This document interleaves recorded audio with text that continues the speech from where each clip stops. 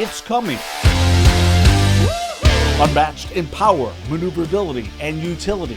I know that the headline is to go see the Blue Angels air show, but at the end of the day, I hope this airplane surprises a bunch of people. Hey, and at a cost of $200 million, not just anyone gets to sit in the pilot seat.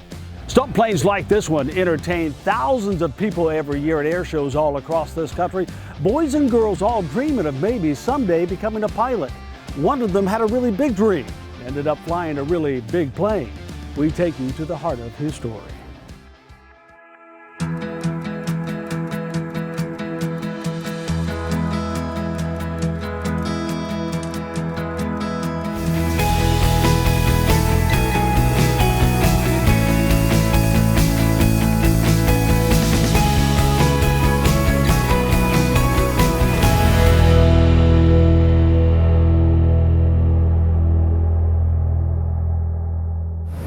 Captain Darwin, did you ever think you'd be in charge of something like this? Not when I originally started in the Air Force. This was definitely a blessing getting to fly the C-17, and now today I get to take the C-17 all around the world and fly combat missions or get to do demos like this, so it's amazing. What was it like for you when you were a boy? What inspired you to maybe want to be a pilot someday? I'd honestly have to say it was going to the air show, seeing the Thunderbirds, seeing the Blue Angels. Many of my summers were spent in Mount Joy Airport watching the air show. I even remember going sick one year and just sitting and baking in the sun trying to fight off some illness. So that is what pushed me to join the Air Force, just to fly, and then at the same time go to the Air Force Academy, because that's the easiest but the most difficult route to become a pilot in the Air Force. Yeah, very, very tough to get into, I know. Yes. And then to get to the level where you're actually flying these things. When you found out on that day that you were going to be able to fly, to be a pilot, do you remember that feeling? That was an amazing day. We had an event. Everyone gets to find out what jobs they're doing out at the Air Force Academy. And after that dinner, we all opened up our envelopes, and to find out I was going to pilot training was it was icing on the cake for that part of my life. That goal was achieved, and it was nice to kind of get there and then to proceed on the next thing, which is go to pilot training. So. Then after that was graduation, to make sure you got through there too. So, but just a great experience getting that moment, and then graduating, and then going to pilot training and learning to become a pilot and get to wear this every day. Now he finds himself flying over his hometown, showing off this incredible piece of aviation engineering that can fly like a fighter jet and do so much more. The C-17 Globemaster is considered the most effective aircraft to rapidly project and sustain combat forces close to battle areas. They invite us inside to see why. I'll show you the bulkhead and we'll work our way back. The bathroom. Not bad. That's very important, very clean, very lucky. This is our galley. We have a refrigerator and an oven in there. We have very long flights. There's a couple of bunks up there. We take turns sleeping, cooking, eating. You spend a lot of time in here. It's like a utility vehicle for the military, easily converted into a hospital or other disaster support. We can carry 170,000 pounds of the car. Wow. And obviously, by all the seats, you carry a lot of people in here too. A lot of people. We've done emergency airlift, like out of Haiti, India, and we just floor load them. We put them on the floor, we put a big strap across their laps. We put about 300 people in there. When you do something like that, how does that make you feel, being able to help in that situation? We do it a lot. And I mean, we carry bombs and general cargo. Well, we help out a lot of people, a lot of humanitarian missions that you wouldn't believe.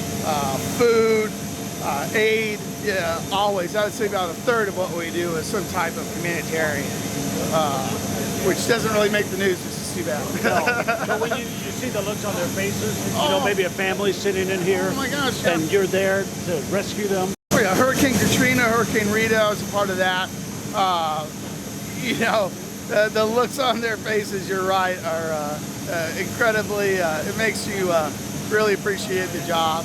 And it's fun to just hauling cargo and inanimate objects like that. Very, very, yes sir. Very rewarding, yeah. Powered by 4 Pratt & Whitney engines, each rated at 40,440 pounds of thrust, and has reverse. This can take off and land on short and narrow runways once thought impossible. In the air, it can deliver Humvees, tanks, even about 100 paratroopers or more. We've got 2 troop doors on the side, so most paratroopers will set up cables. So as soon as they jump out, the cables, it'll pull their parachute out automatically as soon as they jump out. Because we do that at about 1,000 feet, give or take. We can go up to like 18,000 feet, 28,000 feet, and jump halo jumpers. Now for them, you need oxygen. Anything above 10,000 feet, everyone's gonna plug in. That's like Delta Force, Navy SEALs, that kind of thing. So anything above 10,000 feet, everyone's gonna have their own oxygen source. And then once we get over the drop zone, everyone can unhook, go to their personal oxygen, and then jump off the ramp. I can make that ramp level, and they'll just jump out. You notice you can kind of see all the guts to it, which is really just ease of maintenance. Some of the older aircraft, C-5, C-130, very tight spaces. This is very maintenance friendly. They're happy to work on it because it's easier to work on. It's a smart aircraft is what they call it. Did you ever think that you'd be in charge of something like this? And how does this make you feel about what your career choice is? Yeah, so there's a lot of responsibility. Air shows are a lot of fun and easy, I guess you could say. There's a lot of things going on back here. We deal with customs. We're in hostile airfields, you know, Syria, Afghanistan, Iraq, about 50% of the time. So, and the heat over there as well. And it's my job just to get everyone where they need to go safely. So whether it's cargo, tanks, or food, or medical aid, it's a really satisfying job, yeah. So you'll be kicking back on a rocking chair someday, telling your grandkids and great-grandkids, this is what I used to do. How cool of a job is that? It is very cool. I've been just about everywhere. I can name more countries I haven't been to than the ones I have. I've been doing it for 22 years, so I'm very lucky that this is my office. And yeah, I'm very, very happy, very proud. Thank you for your job, and thank you for your service to our country. Thank you, sir. Thank you. What about the small crew that keeps this bird in the air? Pilot takes back the controls to show us. Nice pad you got here. This is home for up to 24 hours, getting refueled in flight. I can imagine when you're on this thing for 24 hours, you must feel sort of like an astronaut in space, especially when they're feeding you from the outside. The longest flight I've had on this airplane is 18 hours. It was from Singapore all the way to San Antonio for a burn victim, and even after that one, it was pretty miserable just to get your legs back and everything, because cabin altitude really takes it out of you, just like the jet lag we always talk about. So after that 18 hours in the airplane, it was pretty rough. So could you tell us a little bit about the cockpit here? absolutely, yeah. So. Obviously, our cockpit here, we have the pilot and co-pilot seat. We have 2 additional crew member seats back here to aid in clearing or anything of a tactical environment, that also aid in looking out for us when we're going into whatever airfield we're going to. So it looks like a lot of buttons, but you have to remember there's 4 engines on this airplane, so everything's in 4s pretty much. And just go in line down the panels, you can count 1, 2, 3, 4. Those are the engines, and that's how they associate everything. So again, like on the electrical here, 4 things of everything, fuel 4 of everything, hydraulics 4 of everything. So very redundant airplane that has tons of things on it to keep it flying. So as you can see, it has a stick instead of a yoke, which you will see on bigger aircraft. Same functionality, however, just a little different how it flies. And is it harder to hang on to that for that amount of time, or do you sort of put that part in cruise control a little bit? So the good thing about this airplane, most of the stuff we flew around today with, we're hand flying, you know, hands on the stick and the throttles, but right there in the middle, that's George, that's the autopilot. So George will take care of us on those long ocean crossings. I just had to know what it's like to be in the pilot seat.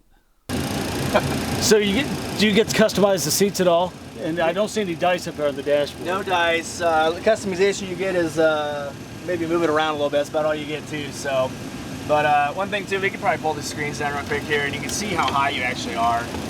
That's one thing too. If you fly any kind of other airplane, really low to the ground, but we're 2 stories up. 2 stories up. So looking down and everything else. We have the luxury of not having armor in the windows, so you can see out the kick windows down here right now. So it's another cool thing. But yeah, your view up here, so you imagine all these windows open, crossing the United States, crossing the world, you can see a lot. And that's the most enjoyable part too, is being able to see everything. From the inside out, a marvel of engineering, run by the best of the best, living their dream. What is your favorite part of all this? My favorite part, I would have to say, is also the travel that comes with it. I've been to 65 countries with this airplane, so getting to fly missions around the world. I was stationed in Hawaii before I was in Charleston, so got to do all the Pacific, and then when I came to Charleston, got to do all of Europe, Africa, etc. So where you can go with this airplane is unlimited. And representing and serving your country at the same time. Absolutely. The That's Air pretty Force cool. has been the greatest ride ever. That's awesome. Thank you, man. Thank you. Appreciate what you do. Thank you very much. Enjoyed this story? Subscribe, hit the like button, and share it with friends. The Heart of the Story with Gary Metivier. New stories every week.